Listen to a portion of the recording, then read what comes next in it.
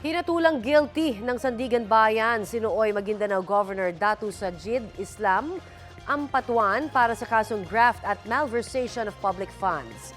Kaugnay po yan sa maling pamamahala ng halos 400 million pesos na pondo noong 2009 na para sana sa pagpapatayo at pag-aayos ng farm-to-market road sa probinsya. Pero hindi nangyari. Sa kabila nito, hindi na ibalik sa gobyerno ang nasabing pondo. Ang sentensya ng Sandigan Bayan kay Ampatuan hanggang 12 taong pagkakakulong dahil sa kasong graft, habang reklusyon perpetwa naman at multang 393 million pesos nakatumbas ng nakuhang pera para sa kasong malversation of public funds. Bukod dito, pinagbabayad din si Ampatuan ng kaparehong halaga sa gobyerno na may 6% na interes kada taon hanggang mabayaran ng buo. Hindi na rin pinapayagan si Ampatuan na tumakbo sa anumang posisyon sa gobyerno. Sinusubukan pa namin kunan ng pahayag si Ampatuan na ngayon Vice Mayor ng Sharif Saidona Mustafa Maguindanao del Sur. Inabsuelto naman sa parehong mga kaso ang kapwa niya akusado na provincial auditor niya noong si Danny Calib. At large pa ang dalawang iba pang akusado na sina Osmeña Bandila at John Doliosa.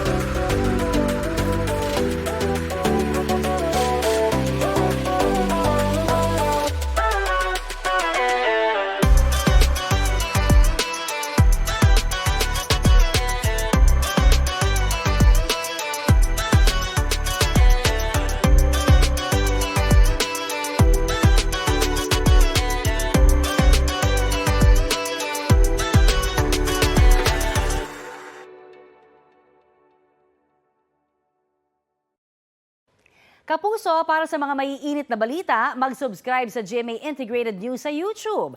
Sa mga kapuso naman abroad, subaybayan nyo kami sa GMA Pinoy TV at sa www.gmanews.tv.